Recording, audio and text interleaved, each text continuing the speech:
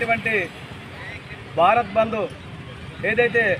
August supreme court ఇచ్చినటువంటి తీర్పుకు వ్యతిరేకంగా దేశవ్యాప్తంగా ప్రజా సంఘాలు, ఎస్సీ ఎస్టీ బీసీ మైనార్టీ సంఘాలన్నీ కూడా ముక్త కంఠంతో ఖండిస్తూ ఏదైతే వర్గీకరణ ఇచ్చినటువంటి తీర్పును అది శాస్త్రీయమైనటువంటి తీర్పు కాదు, అశాస్త్రీయమైనటువంటి తీర్పు కనుక, ఇది భారత రాజ్యాంగానికి లోబడి లేదు కనుక, ఇది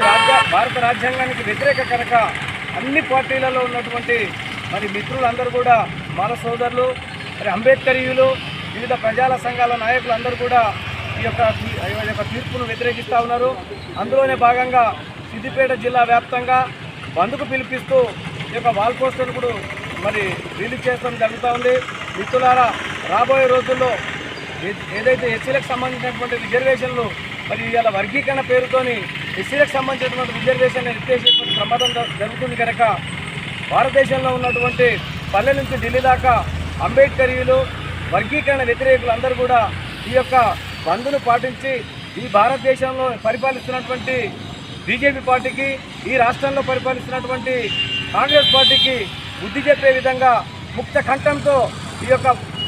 కంఠంతో అందరూ కూడా ఈ కార్యక్రమంలో పాల్గొని ఈ ప్రజా వ్యతిరేక